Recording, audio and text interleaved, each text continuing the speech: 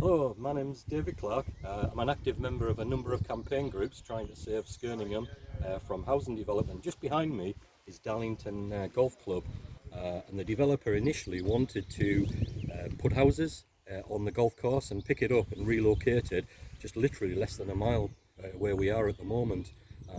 Sorry, that didn't sound very well. That's okay, it's okay. So the idea is to build on the golf course, which is historical golf course, and then put it over here in the forest. Relocated into the community woodland, which was planted about 20 years ago.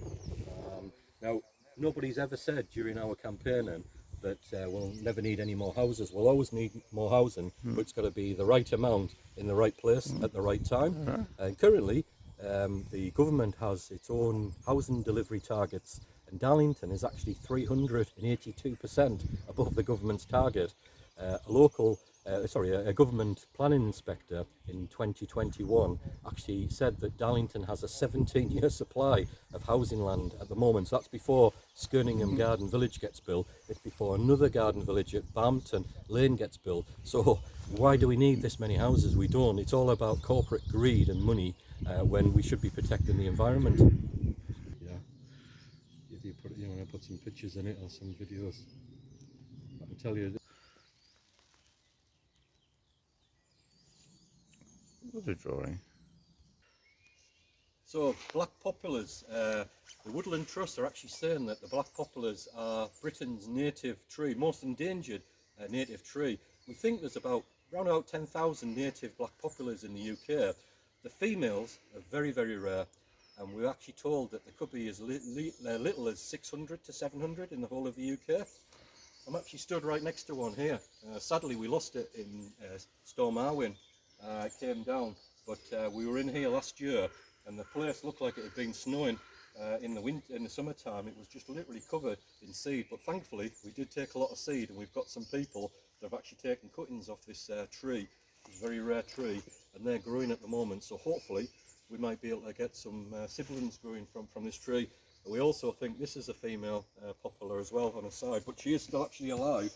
She's got roots that are actually growing, and in the summertime we have the leaves on there, and we've seen a lot of white fluff on here as well. So we also believe that this is a sister of this female black pop. So the roots are going excellent. This is a bark is incredible. It's amazing that this one's still alive, because it's been set on fire a number of times, but it's still got a root system in there. You see the leaves. Yeah. And it came out. Now, I've wandered through here for many years. I've actually been exploring Skirningham for about 50 years, and whether I've walked past with my eyes closed, but this is the first year I've actually seen the white fluff that came on, and that was a problem with female black poplars back in the Middle Ages. The farmers hated all the white fluff that came off the sheep and what have you, used to eat it, so they started cutting them down, and that's why we've literally got less than 1,000 in the whole of the UK. Darlington is one of the few places that they're still growing, so we should be really proud of them. We should be protecting them for future generations to see. And as I say, this is one that's still alive, and it shows how they are, that they can keep tenacious. They hang on, don't they? Hang on as long as they can. We've got a number of cuttings from this one and this one which are doing quite well, so hopefully we can repopulate. And through the Darlington Forest Project, we've got Rose Henderson, who's a champion of trees in Darlington, her and her army of volunteers. Hopefully we're going to regenerate the black poplars and hopefully get some female black poplars, siblings of these trees, to get growing in Darlington as well. And let's build the population up. If Darlington's one of the few places for them to grow, let's make it a conservation area for black poplars. Thank you very much.